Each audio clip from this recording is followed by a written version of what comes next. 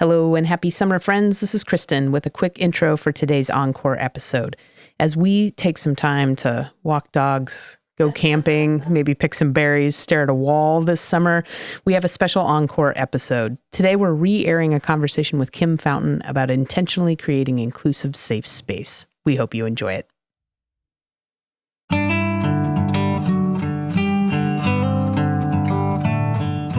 Welcome to the Fundraising Elevator, where we're all headed up.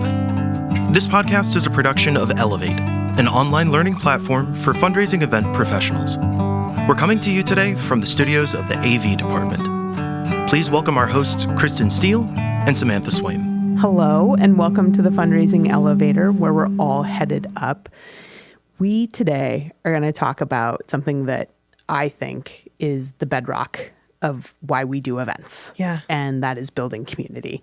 And we're here today with a community expert in so many ways, which we're going to get into and talk about, Kim Fountain. When we think about events, we think actually about creating space. And creating space has a literal implication, but it also has a bigger figurative, emotional implication, and the idea of belonging. Because without space, being able to feel like you belong doesn't happen. Right. And the expert on this in our world is here with us today. So I'm going to have Sam introduce. Well, I'm Yes. so grateful because, Kim, you embody community in so many layers. So Kim Fountain is the Deputy CEO of the San Diego LGBTQ Community Center. And Kim is also an anthropologist. And so we have this layer of understanding group dynamics and understanding how people move through community.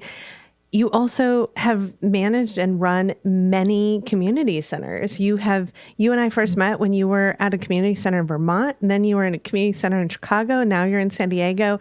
So this has been your life's work, and you are a frontline fundraiser. So if we're talking to fundraisers about building community, I can't imagine anyone better to be with us to do that, and someone I just love working with, and I'm so grateful that you're here. Kim Fountain, welcome to the Fundraising Elevator. Thank you so much. I'm so excited to be here. And I will tell you, when we met all those years ago at Centerlink at a conference, I thought, I have got to work with Sam Swaim. I've got to. And the idea, and then, be able to finally do that and to work with your entire team to create those spaces where people feel like they can bring their authentic selves into those spaces, and we get some good fundraising done. It was like magic. Well, I feel so lucky that we get to do that. Yes, me too. Well, I think we in the event space and you and I have done 2 events together, and we have seen this need for reconnection, that there is a big community desire for folks to be reconnecting, re-engaging in the world, finding their people. And big question, I wanted to talk to you about your thoughts on why is this so important? Why is community and connection at the heartbeat of what's driving folks right now? Because it's in those spaces that we create, whether it is a community center space or an event space, or even better, an event space for a community.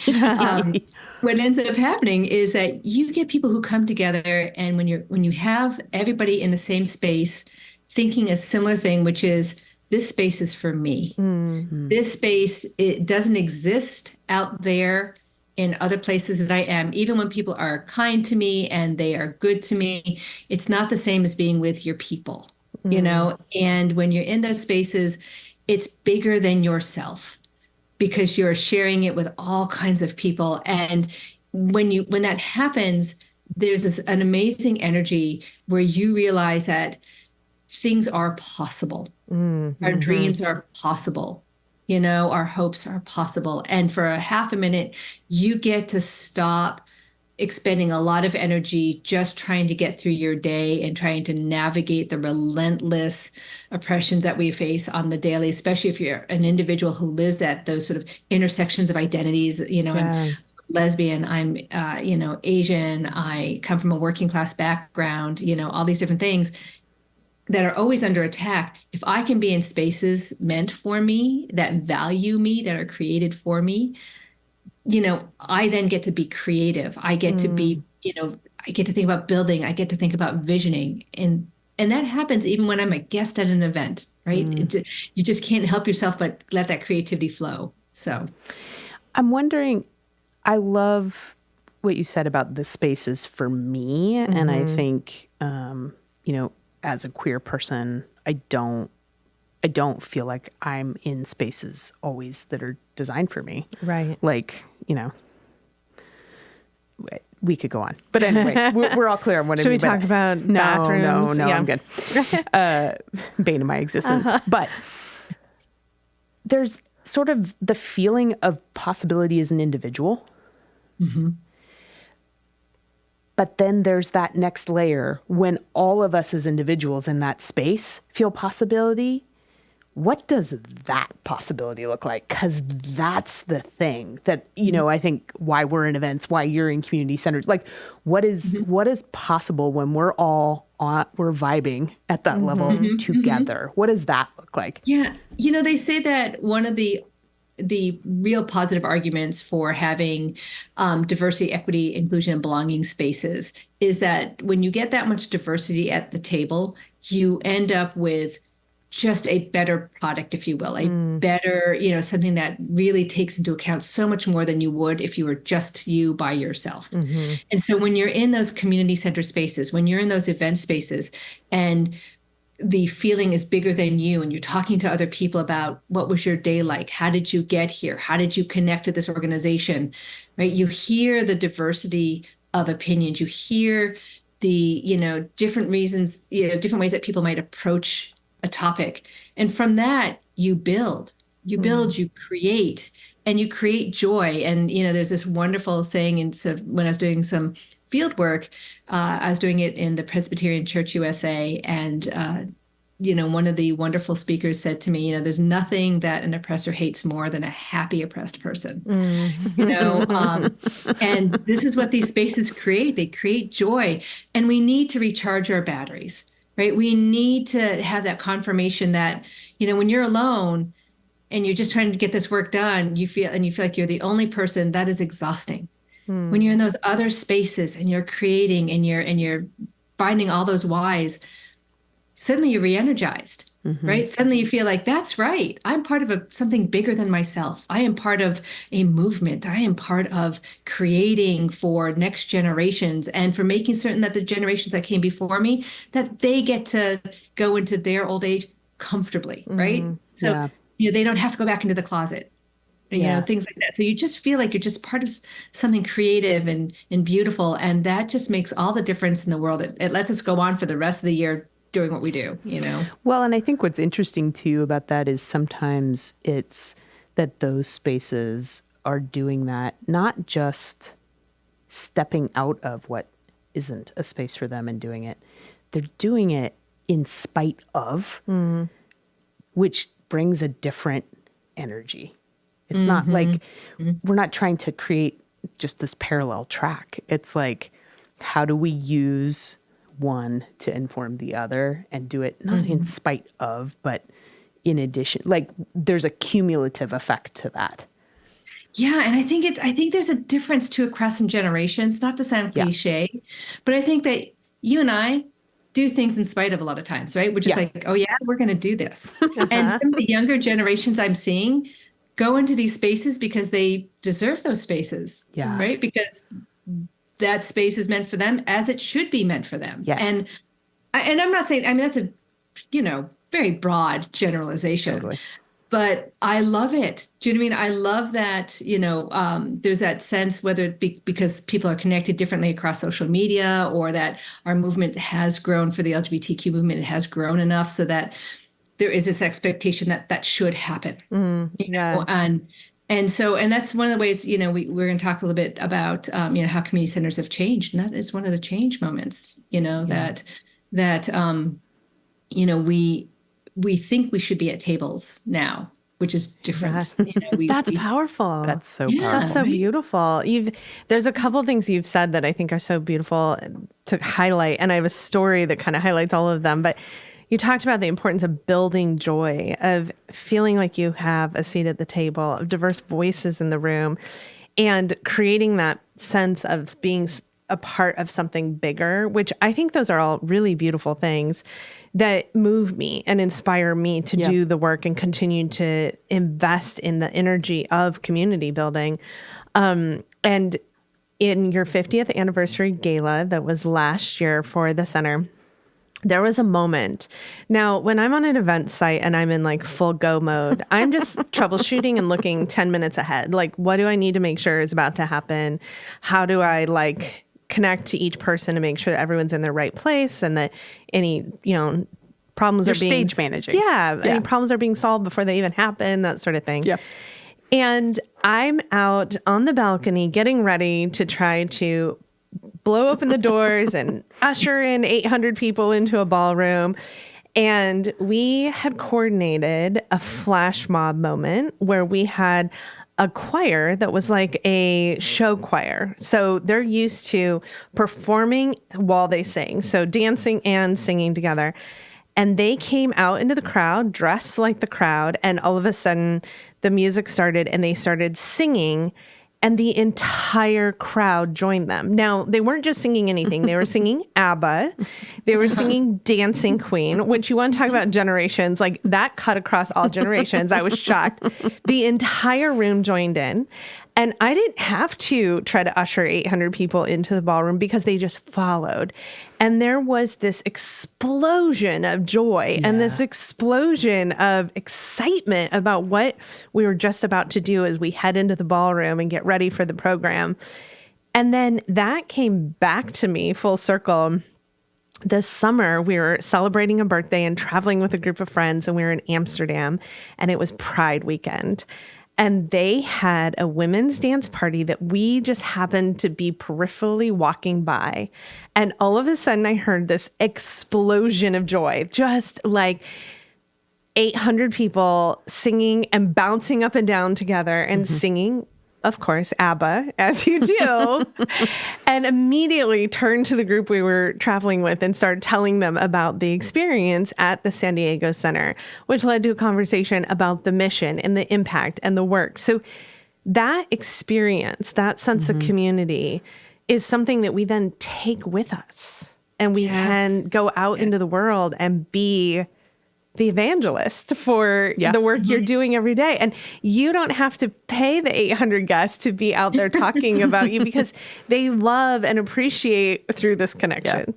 So I think that there's something really powerful in that. Like, we create joy, builds a movement and creates a movement, something bigger than us. I want to ask you specifically about safe space, because that's something that community centers were founded for. There's been a lot of talk lately about what are the safe spaces we need to be creating and their value. And I'm curious just about like what is possible when we're intentional in that way of designing safe space for specific communities.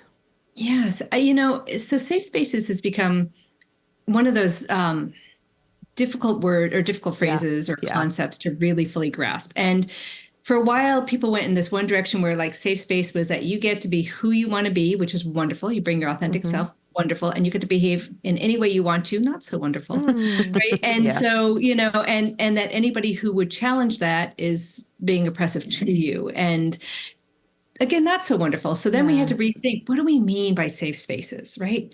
And I tend to think of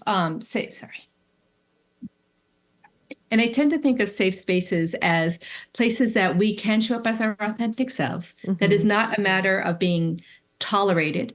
And it's not a matter of being tokenized, but it's a matter of being respected, right? We're going to respect each other in those spaces where we are bringing in our authentic selves. And usually the only way that can happen is if those safe spaces are co-created or created fully by the community that it is a safe space for. Got it. Yeah. And that is one of the things that I love about working with you all is that you understand that. It really helps when you're doing the fundraising part of it, where you are, like we talked about earlier, stopping, doing all that energy toward, navigating and negotiating harm to being creative and visionary. When you all come in and you talk to us about what did we want for that gala, for instance, we wanted joy, we wanted celebration, we wanted to create the safe space for everybody to be in there, so safe that they could, in their gayest, most fabulous self way, sing to Dancing Queen. Yeah. Right? Out in the open. Gay it up as much as you possibly can. If you were an ally, you were right there with us, right? Yep. You were right there being an ally with us. And that kind of creation of safe space is vital, because if our community only focuses on the struggle and the despair and the attacks by our own government or the attacks by, our neighbors, we lose. Yeah. You've got to have those safe places in which to celebrate and in which to strategize then, so when the party's over, people could still come back to the center and strategize in a safe space. Yeah. Right. They could come back and take all of that energy and say, okay, now we're going to make sure that we're going to fight for our communities. Yeah. It's interesting to hear you when you're talking about safe space. I'm kind of having this light bulb moment that sort of my register for that as a guest in spaces is, am I experiencing the space from the inside out or from the outside in? Yeah. And as soon as I'm experiencing it from the outside in and am trying to make inside line up with something that's coming at me from outside, all of a sudden that authentic self piece isn't fully articulated. I start to think too about all the ways that shows up in event design. Yeah. And, that's where our focus is absolutely. so much. But all of a sudden, it has to do a lot of what Paul Zak talks about, which is immersion in an event, meaning being able to be fully present and participate completely in an event requires psychological safety. Where you feel like there's clarity about how to participate and understanding. And as a planner, so often it comes down to the little things like, is it easy to find? Can guests navigate there? When they navigate there, do they see a friendly face that greets them? Are they dressed were they communicated to about the attire? And are they dressed to the event? Do they see people they know? Is it easy to get to the bar, or is there an obstacle to get to the bar? Is there already clear understanding that this is a fundraising event, or are we surprising them in the moment? Those pieces help us think about, like, the macro to me is creating a safe environment where people can live their most truest, authentic selves. But we can do that in specific location and then even for specific moments in time.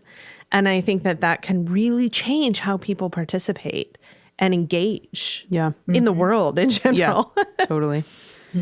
Kim, do you find that when folks can trust the safe space, that risk is possible?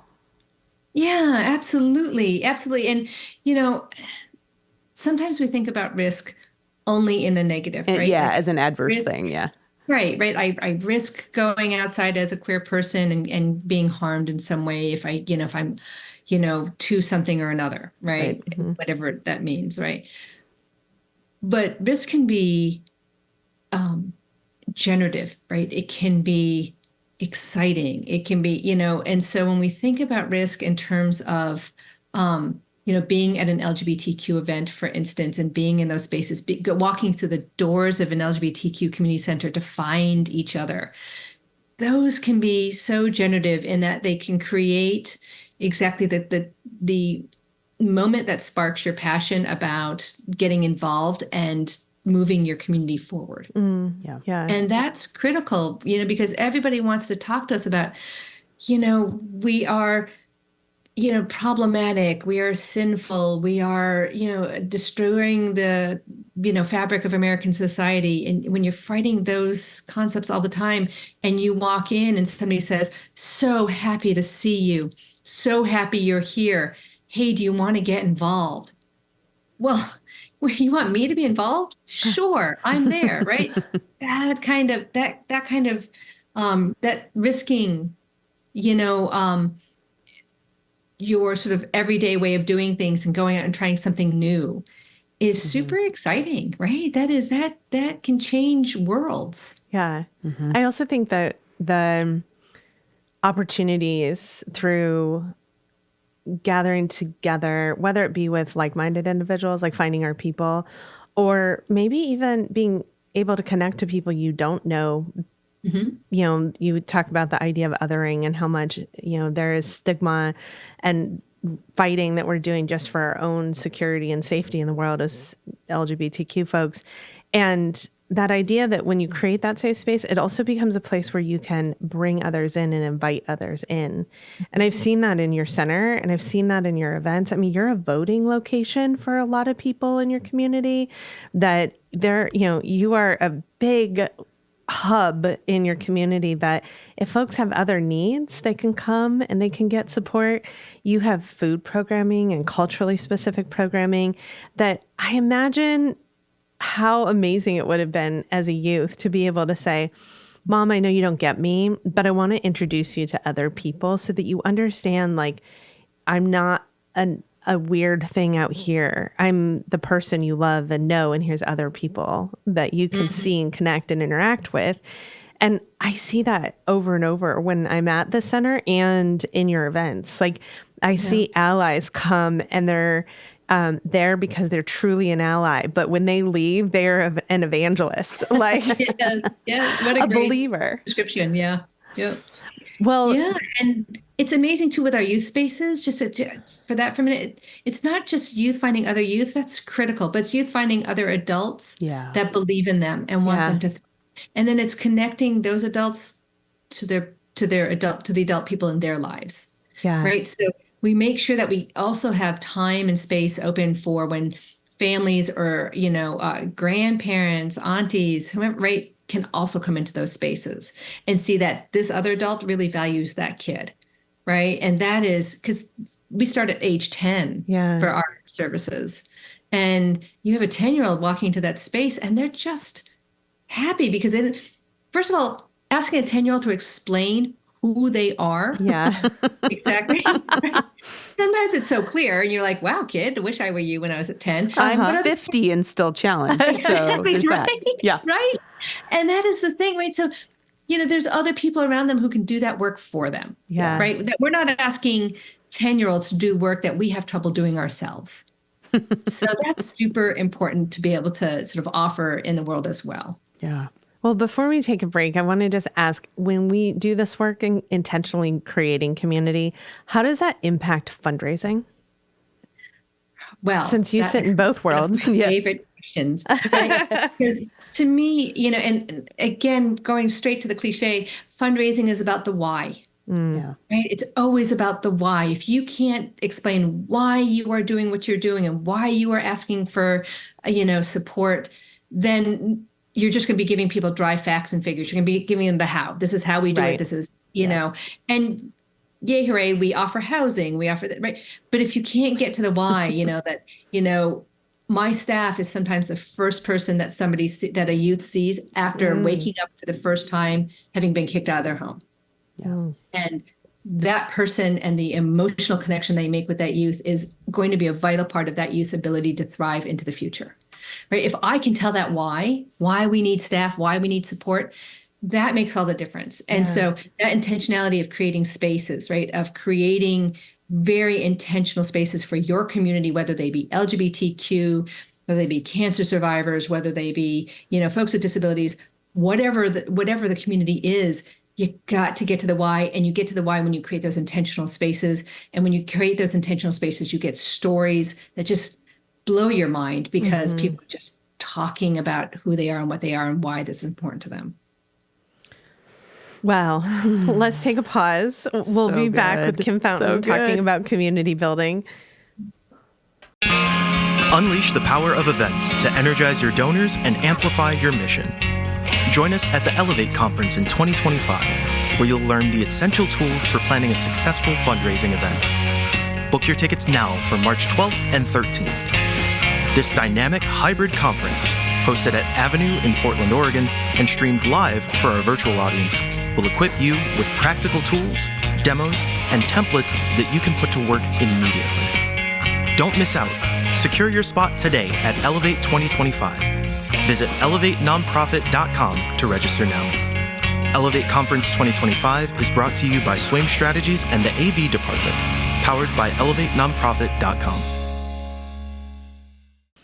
Well, before the break, we were talking about the design and intentionality of creating safe space, of creating intention of building community, giving people a place to lean in. And in this past election cycle, we saw something really unique and that I don't think I've ever seen. I've been involved in political advocacy for most of my career, and I don't think I've ever seen this type of demographic sort of slicing and dicing around community building intentionally.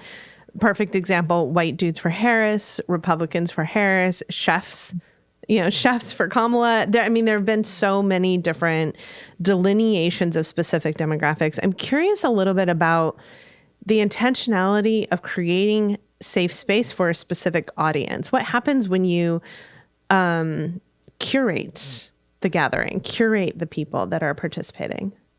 Mm-hmm. That question brings me into two very different directions. Okay. Love it.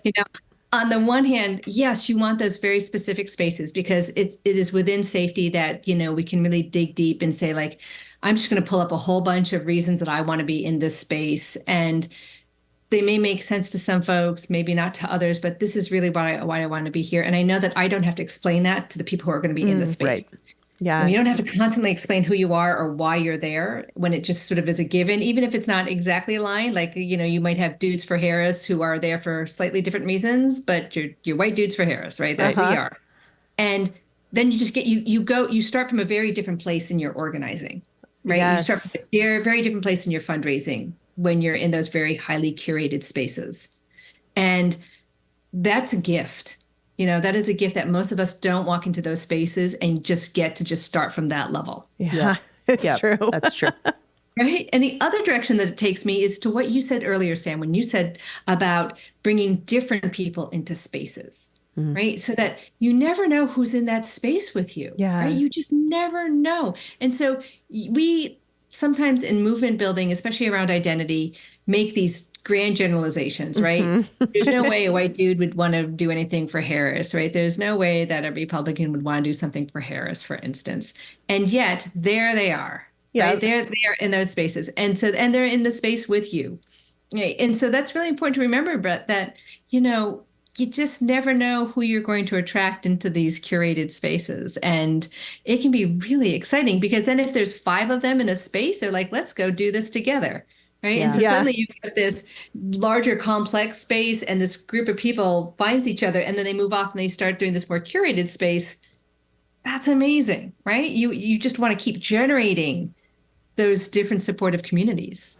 Well, and those different supportive communities, those kind of slices of things, I feel like there's a generative piece in their space, but then there's a generative piece.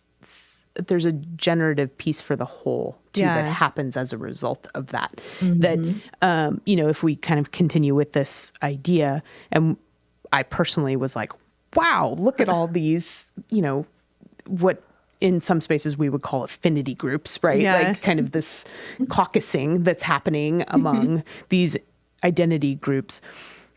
I all of a sudden look at the whole of, we have specific goals, but there's a uniting arc for all of us, right? And we're all pushing in one direction, however it is that we push, whatever that paddle looks like, all those things, that all of a sudden I see the whole very, very differently.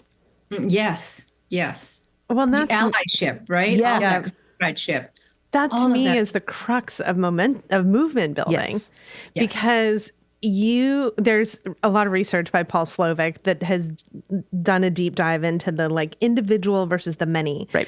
And in the fundraising world, when we talk about the individual story, we can move people much further. When we talk about the many, it's very hard to make a case that you can have impact on that. People feel disenfranchised. They feel, I can't solve this issue. But the opposite is true in movement building, that once you have that personal connection in that story and you see yourself aligned with it, you may feel like you're alone out there doing the work. But when you see all these other affinity groups coming together, now you feel like you are a part of something. Right. And that belonging to me is what sustains people. It's the thing that keeps people invested. It's very easy to check out and say, I can't do this anymore if you feel like you're the only one rolling the rock up the hill. But if you have a whole team that's standing there cheering and giving you Gatorade and subbing out and rolling the rock up the hill, now we're able to get the rock up the hill, right? Totally. Absolutely. But it also, it also has another effect on the oppressor, right? And so the oppressor relies on stereotypes, right? They've got to stereotype so that they can dehumanize and they can splinter off, and then they can make you fight for the smallest bit of everything, right? And they're gonna pit you against each other, while they have this much, and they're gonna make you fight for this much. What ends up happening is they see that, wait, you're a Republican. How are you for this group? Wait, you're a white guy. How are you for this group? Right? I don't understand. So we also sort of rattle their ability to oppress. Affinity is, working collaboratively is so important in those moments. Well, I feel like community centers have evolved a lot, and I'm curious about in that sort of in light of that and sort of that idea of when we bring people into affinity, what is the role now of community centers? How is that evolution, that change sort of impacting the work of what you do? We went through a really interesting moment with community centers, I think. So like you mentioned, I've done this in New York City, Vermont, Chicago, and San Diego, right? So I've done this all the different places right across the country. Little loop. Right. And what I noticed is that, and a lot of times it's related to funding, especially, we advocated to get government funding. We produce the data, we produce the reasons why we should be funded. We, large foundations, large government grants. And suddenly you had community centers doing a lot of direct services, right? We're providing housing, we're providing food security, we're providing HIV services, right? And then we're slicing those into like for seniors, for youth, for the Black community, for Asian communities, right? So we're lots of services, lots of direct services, super important. And for a little while, we started to lose the community part of that. And what we've realized, especially since about, say, let's just put it at around 2016, we realized that we needed to bring the community back into the center in a way that built community power. Really looked at how do we use our spaces and the access around direct services and the understanding of what services we need for health and wellness. And we couple that, or we package that up, I should say, with this idea of power building within community. And that's how we've changed, I think. We've, we have at the San Diego Center a really large hall. It looks like an old time, like a 1950s school gym, right? It's an old union hall. So I would say it's got great energy in there. And in that space, we have done in the past, I'd say 6 months, we have done everything from, 6 to 10 months, maybe like Lunar New Year, Red Hot Women's Dance. We've done memorial services and celebrations of life, and we've held decriminalize sex work conferences, and we've held sachet you play board game nights. So we're filling the spaces with 100 200 people who are coming to do this, and then we say to them, hey, anybody want to do phone banking? Do you want to come to our trivia night for people who want to do door knocking, for our nonpartisan work around Get Out the Vote? Do you want to do that? And then people are like, sure, I'll do that, and suddenly you are building advocacy into the joyful moments, So, I mean, or even in the moments where we're mourning, there's all kinds of spaces that community centers will, bring folks together for. And we, like I said, then we can say, you might also want to do these things as well. So we've been able to maintain our advocacy work year round. So a lot of different folks will do, we're going to organize during voting season, right? Whenever that might be. And then something big happens. You're like, wait, we still need to mobilize community when all of a sudden we've got a bunch of hate legislation coming down the pike, or we have, a particularly terrible attack against our community, or we get something really wonderful that happened in community, right? We still need to gather. And so what our advocacy team has been able to do is they've kept the volunteers and the community involved all year in different ways. And so that's really changed how we do a lot of our work. Well, you're continuing to put opportunities in front of folks that you've built relationship with. Yeah. And so while folks might have one entry point, like, yes, put me down for bingo or whatever that is, they may not know the extent of ways they could be involved in what that could look like. Or all of a sudden, because of the collective power in the room and the community they're feeling a part of, that makes sense to them in a different way, which is the potential, I think, in general of events. It's like I come in one way, but based on what experience I have in that space, it can change my engagement and what that potentially looks like. Yeah. And I think the key word in there was relationship. Yeah. Right? We build relationship with people.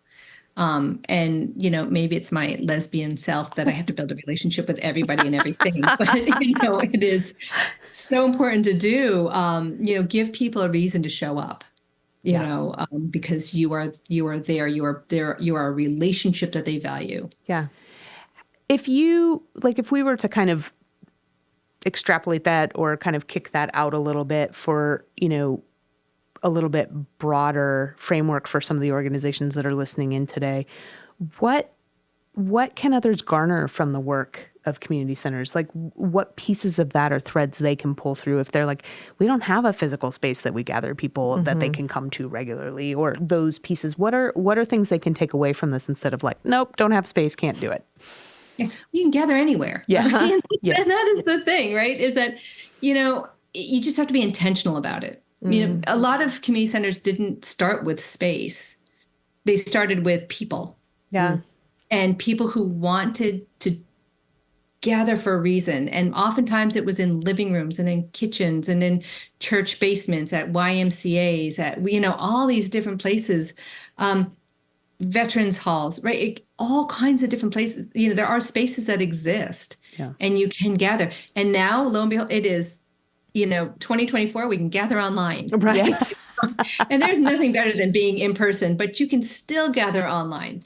And so there are different ways to do it. And I think what you take away from a community center is that, the whole that is created, is much bigger than the sum of its parts, right? Like you create ideas and passions and movement building by gathering. You don't do it alone.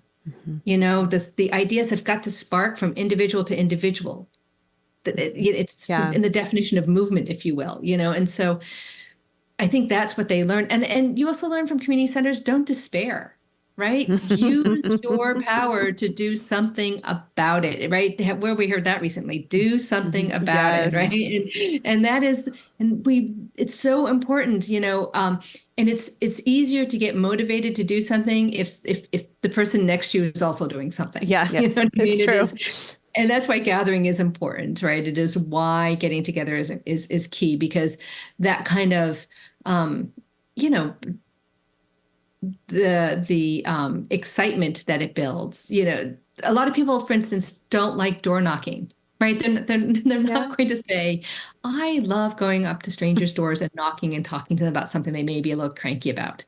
Right. But if you've got your door knocking buddies with you, then what ends up happening is, like, for us, they tell the story of, they went and they door knocked and this person came to the door and she was like, oh my goodness, it's the center. Hey, honey. And she called her wife over and she was like, come and see, it's the center. Right. So they got to experience that collective joy together.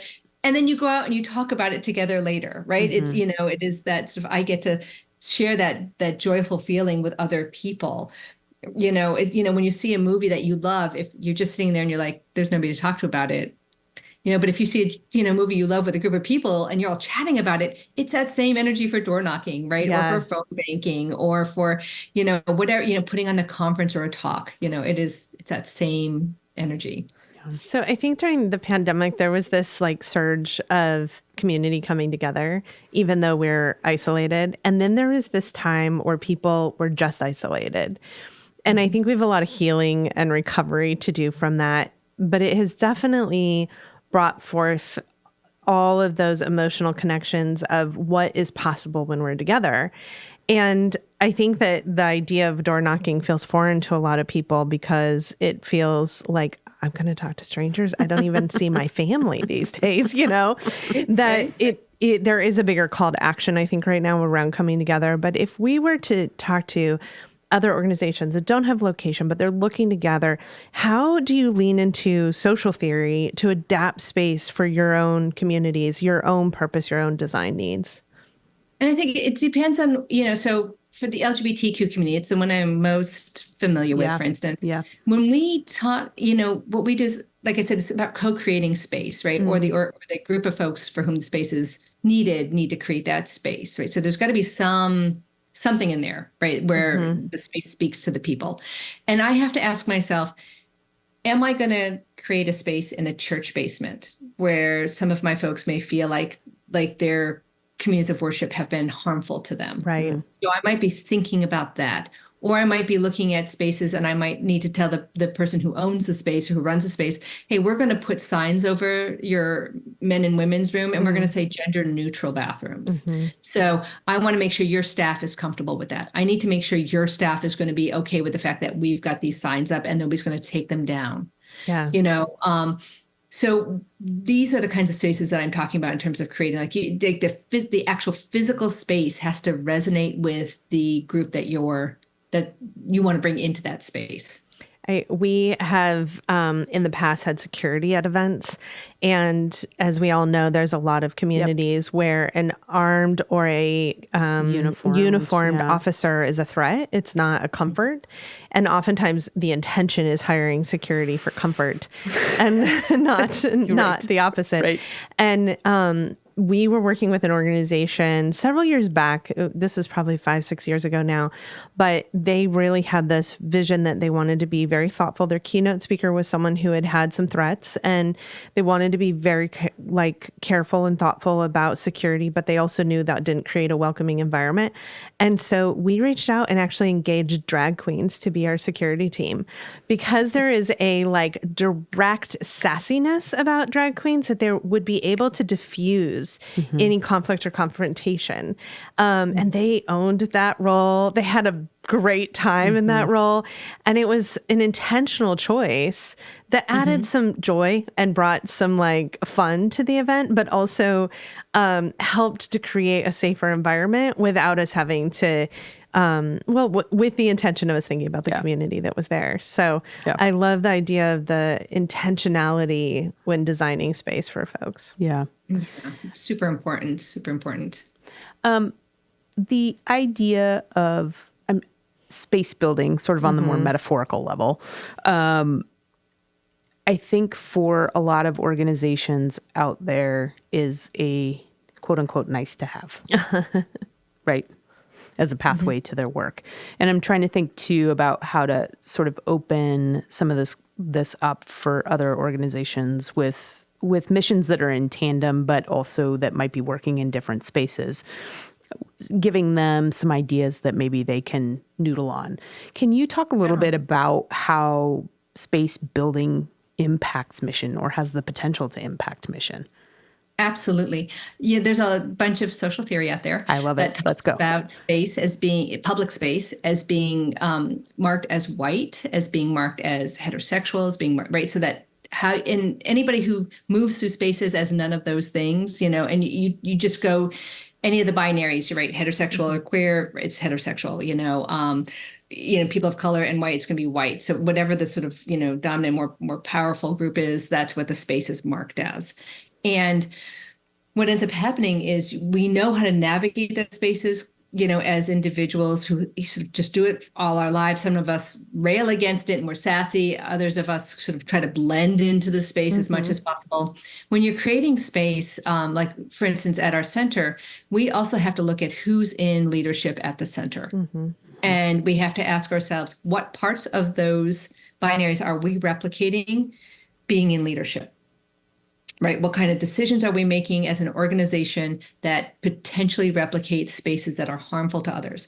So that's one thing you have to think about. The other thing you have to think about is that you are there to serve the community. And the community doesn't mean that you try to figure out who is the absolutely most oppressed person in our entire community, and everything goes toward making certain that that space reflects that single individual or that single, identity.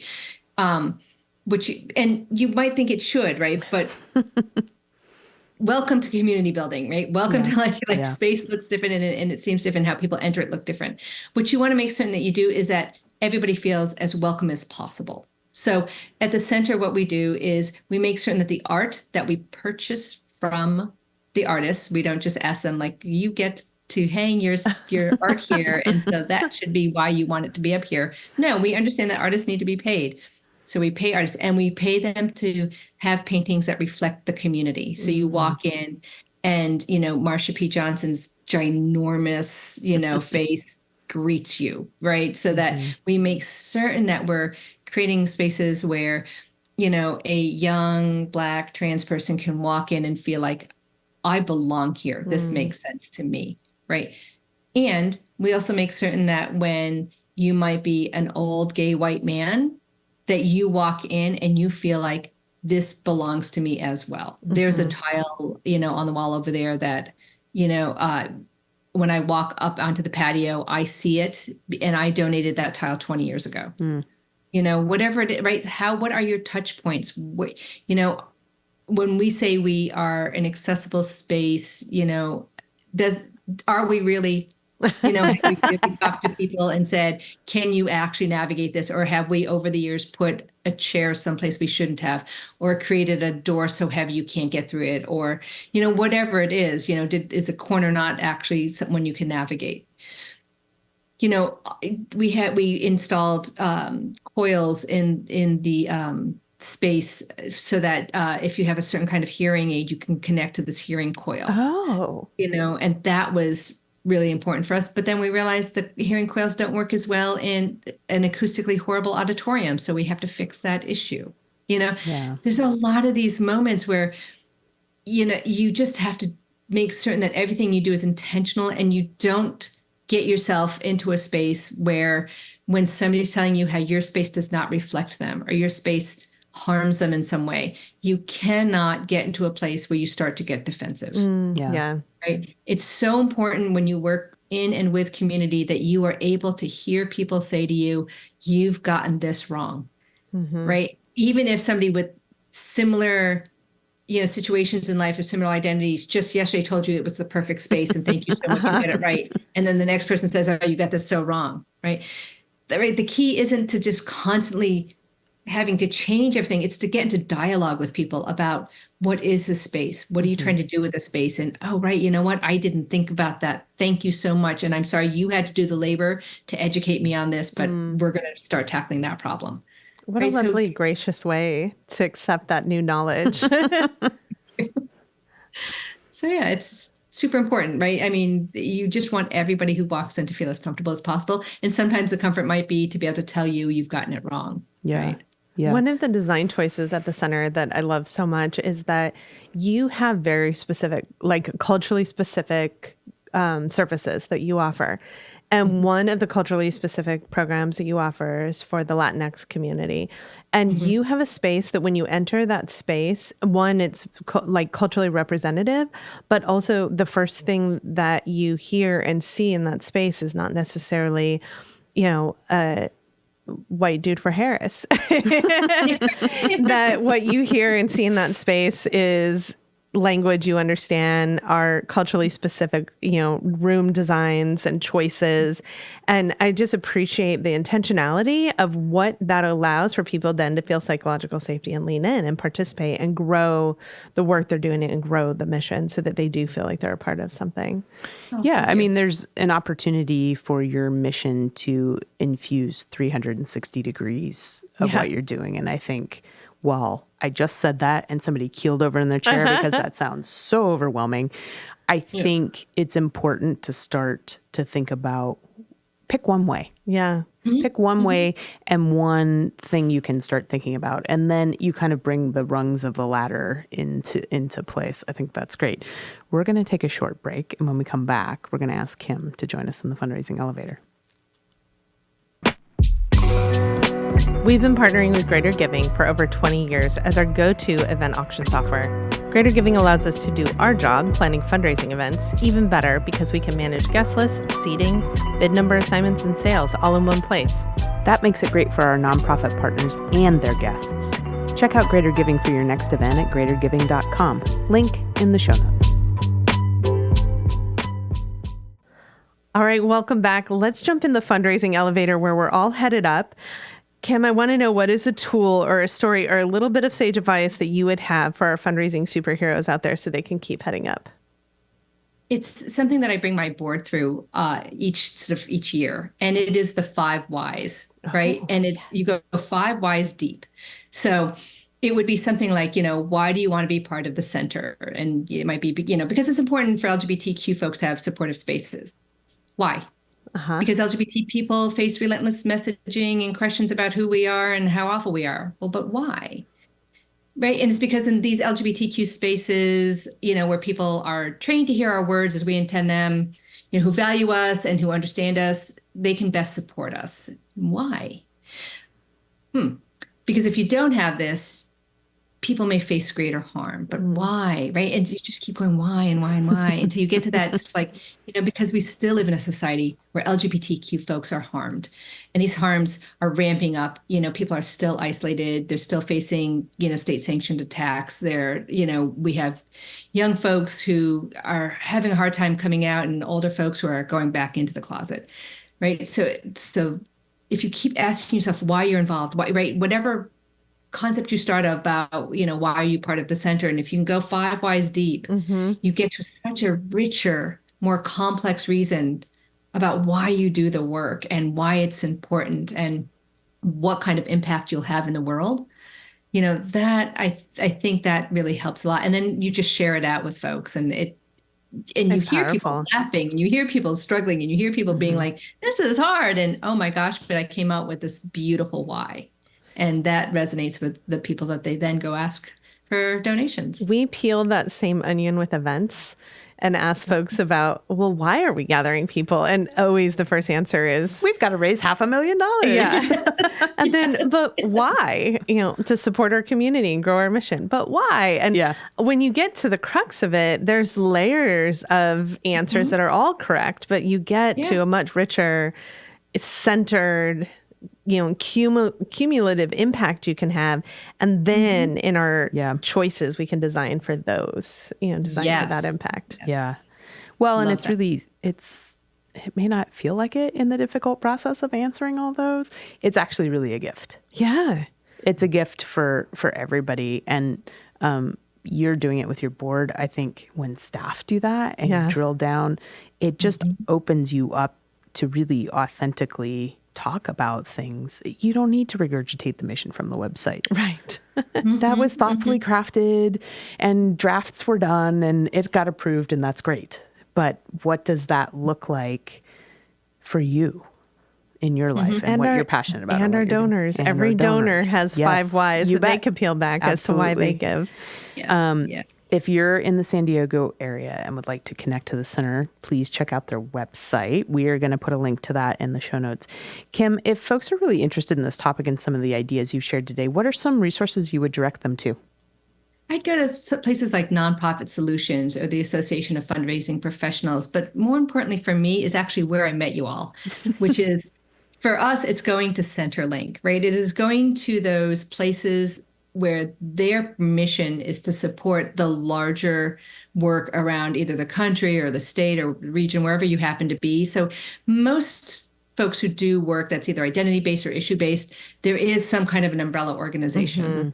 And it's in those spaces that you meet other fundraisers, right? You meet other people who do this work. And so they know your community, or they know exactly why you want to run an event and why you'd want to work with certain folks who may run events, or who, because they get you and you don't have to explain yourselves to them, and they understand this is actually what, ABBA brings joy to the gay community, right? So, those kinds of moments, and so that's why, going to, conferences like Centerlink and places like this, really, I think that's where I find my best fundraising connections. But there are other folks, like I said, Nonprofit Solutions or AFP. So yeah, and there's a couple of key things that I think people don't always know, that every state has a organization, like an umbrella organization. So look up your nonprofit association of Nevada, nonprofit association of Kansas, because there is a like statewide organizing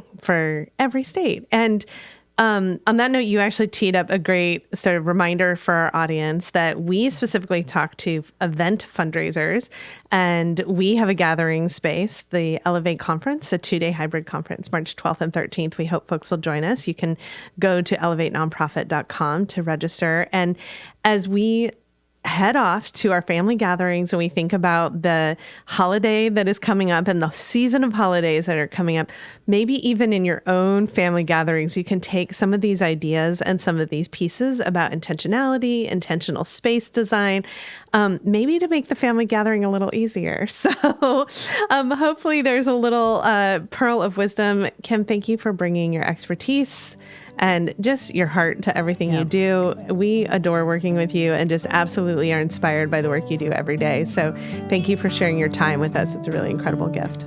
Thank you so much for having me and for doing this podcast. And what a gift, absolutely, as well. So thank you. The Fundraising Elevator is produced in partnership with Swaim Strategies at the studios of the AV Department. The program is produced and directed by Steve Osborne, with audio engineering and original music by Dwayne Anderson, Heidi Christensen, and Adam Breeden. Video production by Shannon Doran. Graphic design by Pendulum Creative Group. Marketing by Lisa Aragon. Support from Mary Elizabeth, Todd Campbell, John Lyles, and Andy Dowsett. And voiceover by Josh Boykin.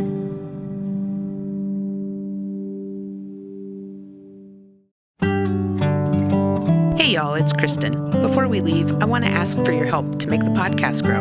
If you enjoyed what you heard today, please like, follow, and subscribe to the Fundraising Elevator. And if you're getting a lot out of the show, share it with a friend. Leave us a review. These things help make sure that the podcast continues heading up. Thanks so much for being here and tuning in.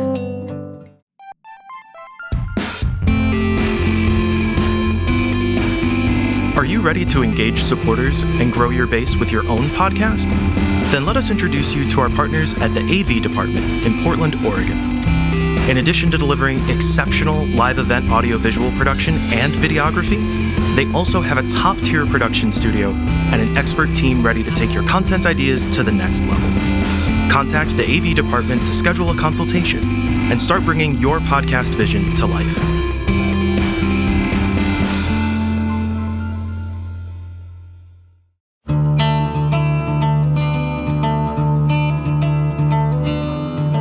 Ready to take your fundraising to the next level? Need to get unstuck in your event planning? Now's your chance to connect directly with the experts behind the Fundraising Elevator. Book a one-on-one consulting session with Sam for strategic planning and fundraising strategy, with Kristen for your program and storytelling, or Mary for your registration and data tools. They're here to provide you personalized answers to all your event questions. Don't wait. Raise more at your next fundraising event. Book your session today at elevatenonprofit.com. You can also find the link in the show notes.